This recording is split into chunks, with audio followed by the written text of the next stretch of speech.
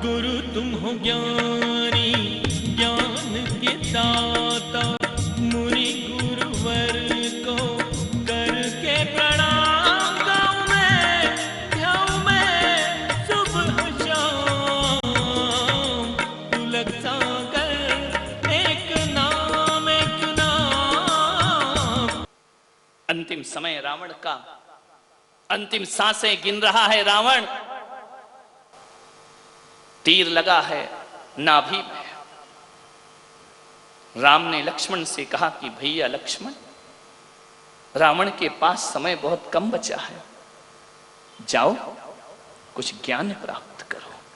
लक्ष्मण ने कहा कि भैया वो हमारा दुश्मन जिसे हमने बड़े पराक्रम से परास्त किया है, वो दुश्मन मुझे क्या ज्ञान देगा।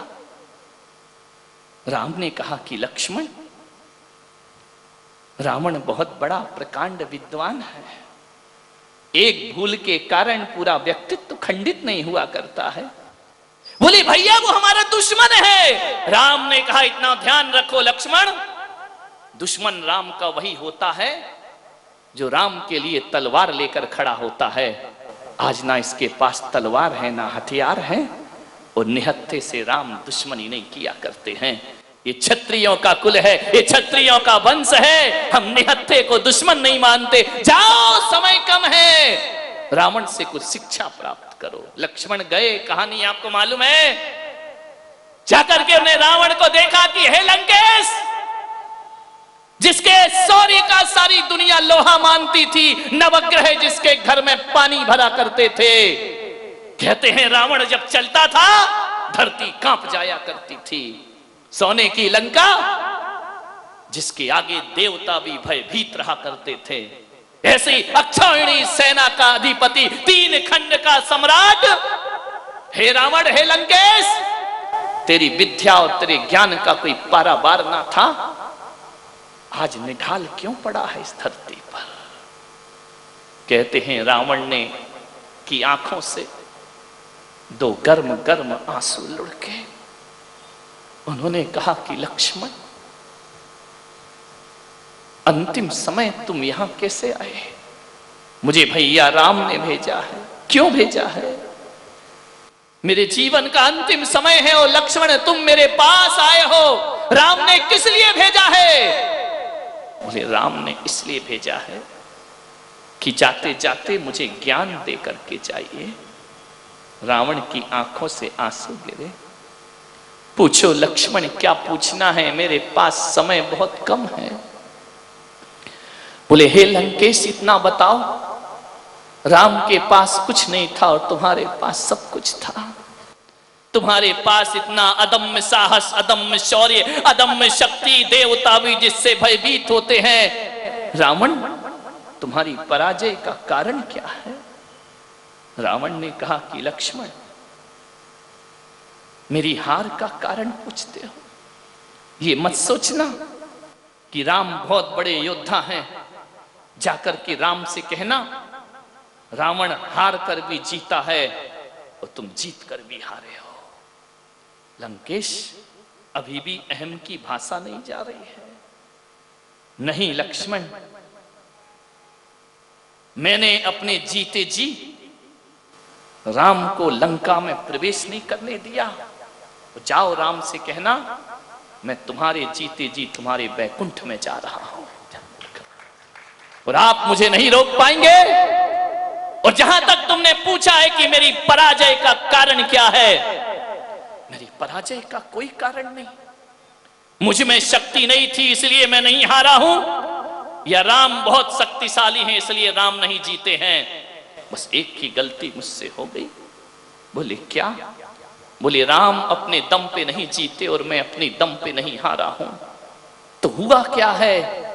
बोले हुआ ये है कि मेरी पराजय का कारण तुम हो लक्ष्मण। मैं हां, और राम की जीत का कारण तुम हो। राम के पास लक्ष्मण जैसा भाई था, और मेरे पास विभीषण जैसा भाई था। मेरी हार का कारण मेरा भाई है और राम की जीत का कारण उनका भाई है। ये दो भाइयों की लड़ाई थी। मेरे पास यदि तुम्हारे जैसा भाई होता तो आज ये रावण परास्त नहीं होता, और राम के पास यदि विभीषण जैसा भाई होता तो राम के भाग्य में कभी जीत नहीं। भाई के कारण मैं हारा हूं, ध्यान रखना, मैं अपने कारण नहीं हारा हूं। एक भाई ने मुझे हराया है और एक भाई ने राम को जिताया है। लक्ष्मण ने कहा कि रावण, विभीषण ने तो धर्म का साथ दिया है, विभीषण ने तो अन्याय को छोड़ा है, उन्होंने भाई को नहीं छोड़ा है। बता, मालूम है रावण ने इतनी बढ़िया बात बोली कि मैं जानता हूं कि विभीषण धर्मात्मा है, मैं जानता हूं कि विभीषण ने सत्य का साथ दिया है, मेरा साथ छोड़ा है, लेकिन मैं ये भी जानता हूं लक्ष्मण, विभीषण कितना भी राम के साथ खड़ा हो जाए, कितने भी सत्य के मार्ग पे लग जाए, लेकिन एक बात याद रखना, धर्म और प्रेम होना अलग बात है और भ्रात द्रोह होना अलग बात हुआ करती है। और जब भी कलयुग में दुनिया याद करेगी तो विभीषण को धर्मात्मा नहीं, घर का भेदी लंका ढाए कह करके याद करेगी। विभीषण कुल कलंक के नाम से जाना जाएगा, कुल विभीषण भ्रात द्रोही के नाम से जाना जाएगा। और एक बात याद रखना, कितना भी विभीषण धर्मात्मा हो जाए, कलयुग में कितने भी पाप बढ़ जाएं, हर व्यक्ति, कोई भी माता पिता अपने बच्चे का नाम विभीषण रखने को तैयार नहीं होगा। विभीषण नाम गाली बन जाएगा। विभीषण एक कुल कलंक है, ध्यान रखना। जब भी कुल कलंकियों की बात आती है तो सबसे पहले विभीषण का नाम याद किया जाता है, ध्यान रखना। एक भाई जब दूसरे भाई से नफरत करता है तो ये नहीं कहता कि तू भरत है, तू लक्ष्मण है, वो कहता है अरे कुलद्रोही, तू तो विभीषण की तरह मेरे घर में कितना भी धर्म कर लो, कितना भी पूजा पाठ कर लो, भाई की भाई से दुश्मनी होगी, वो धर्मात्मा का दर्जा कभी प्राप्त नहीं। एक बात बताऊं मैं आपको, कभी भी अपनी जिंदगी में सबको नाराज करना, देवियों सबसे झगड़ा करवा देना, भाई से मत करवाना, ध्यान रखना। भाई भुजा है, ताकत है, शक्ति है, खून है, मालूम है ना तुम्हें। भाई को भाई से नाराज मत करना। रावण ने विभीषण को नाराज किया, रिजल्ट क्या आया बोलो? लंका तबाही हुई, बर्बाद हुई। एक लखपूत सवा लख नाती तह रावण घर दिया ना। एक भाई को नाराज किया, ध्यान रखना, सोचना है आपने। बाली ने सुग्रीव को नाराज किया, क्या परिणाम हुआ? मार दिया गया बेमौत छल से, ध्यान रखिए। मान्यवर, कमठ और पारसनाथ भी कभी भाई भाई थे। 10 भव पहले पारसनाथ ने कमठ को नाराज किया, 10 भव तक भाई ने उसे सताया, ध्यान रखिए। आपसे मेरा निवेदन है, भरत जी ने बाहुबली को नाराज किया, चक्रवर्ती का मान भंग हो गया। और बताऊं, प्रमोद महाजन ने प्रवीण महाजन को नाराज किया, रिजल्ट क्या आया वो आप जानते हैं, आपके सामने है। भाई को कभी भाई नाराज ना करे। कौरवों ने पांडवों को नाराज किया, पूरा हस्तिनापुर बर्बाद हो गया। आपसे मेरा निवेदन है, मुकेश अंबानी ने अनिल अंबानी को नाराज किया, रिजल्ट आपके सामने है, ध्यान रखिए। हर किसी से दुश्मनी हो जाए तो हो जाए, लेकिन भाई से भाई की दुश्मनी कभी नहीं होना चाहिए। भाई भाई के बीच प्रेम होना चाहिए, कभी नाराज मत करना। एक बात याद रखना, ये राम लक्ष्मण भरत शत्रुघ्न थे ना, ये कौन से सगे भाई थे? सौतेले भाई थे ना। इनकी माताएं अलग अलग थी ना, विचार करिए आप। कृष्ण और बलराम इस सगे भाई नहीं थे, इस सौतेले भाई थे। पांचों पांडव सगे भाई नहीं थे, सौतेले भाई थे। 2 भाई अलग थे, 3 भाई अलग मां से पैदा हुए थे। इन सौतेलों ने वो दुनिया में अपनी इज्जत कमाई है कि भाई भाई का नाम लो तो सगे भाइयों का नाम नहीं आता। सौतेले भाइयों को लोग आदर्श मान करके जिया करते हैं। सौतेले भाइयों का सम्मान इतना महान है, इस सौतेले भाइयों ने सगे भाई से भी बड़े आदर से, फिर तो तुम्हारे घर में सगे भाई हैं मेरे भाई। मान्यवर ध्यान रखना। मालूम है एक कहानी मुझे याद आ रही है, घटना। राम को वनवास हुआ, कब हुआ? राम को वनवास कब हुआ? शादी के पहले या शादी के बाद? सब लफड़े ही तभी से शुरू होता है, क्या करें हम, ध्यान रखें। राम को वनवास शादी के बाद, भरत बाहुबली में लड़ाई शादी के बाद। ध्यान रखिए, कोई नहीं है शादी के पहले जो झगड़े हों। कब लड़े हैं सब? तुम्हारे घर में बंटवारा कब होता है? बोलो। वो आ जाती है ना एक लड़की, लड़की किसे कहते हैं? जो लड़ाई की लड़की, नाम बहुत अच्छा है। जो साथ रहते हैं लड़ लड़के, वो लड़के, समझ में? भाई लड़ते लड़ते हैं फिर भी वो लड़के। और जो लड़ाई की, सॉरी तुम्हारे बारे में नहीं बोल रहा, पूना वालों की बात कर रहा हूं। तुम्हारी तो अगले चौमासे में आना, ध्यान रखिए, विचार करिए।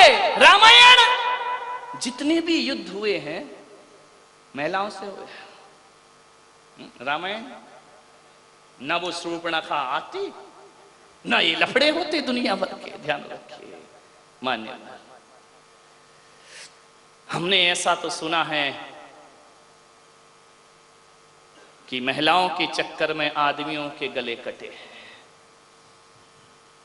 आज तक किसी महिला ने आदमी के लिए अपना गला नहीं कटाया है, ध्यान रखिए, सोचना है आपको। मान्यवर, राम को वनवास हुआ,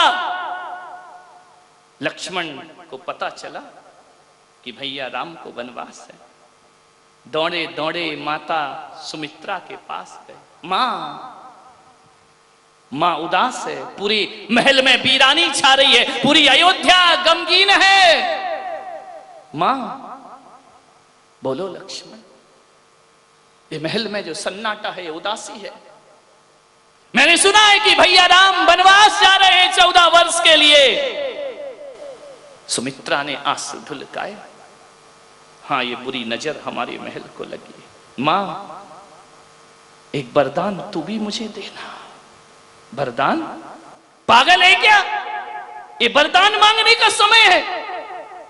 तेरे भैया राम वनवास जा रहे हैं, तू वरदान मांग रहा है। मां, मुझे वरदान चाहिए, अभी चाहिए, इसी वक्त चाहिए। मत मांग बेटा वरदान, ये वरदानों का दुष्परिणाम अयोध्या भुगत रही है। आपसे निवेदन करता हूं, किसी को कुछ देने का मन हो तो तुरंत दे देना, उधार वाला लफड़ा मत रखना।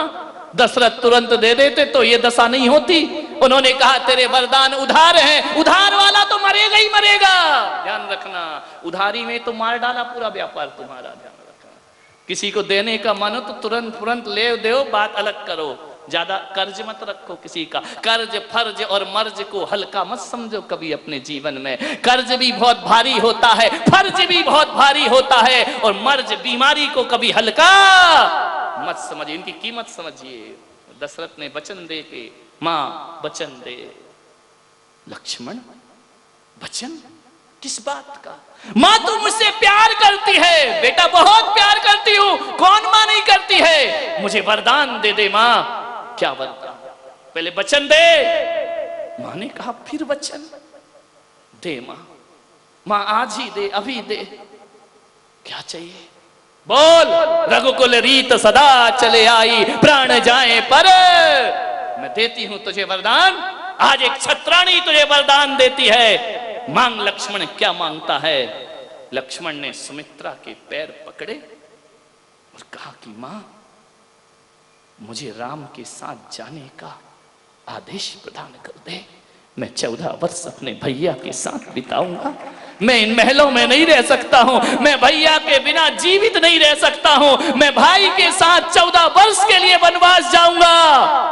मुझे दे दे वचन, मुझे आशीर्वाद प्रदान कर। सुमित्रा ने देखा कि मेरी कोख से जन्मा बच्चा ये कह रहा है कि भैया राम के साथ 14 वर्ष को वनवास जाऊंगा, और मां होती तो क्या करती। मालूम है तुम्हें, देवरानी का बच्चा पिटता है ना तो जिठानी दरवाजे बंद कर लेती है। क्या जरूरत है तुम्हें जाने की।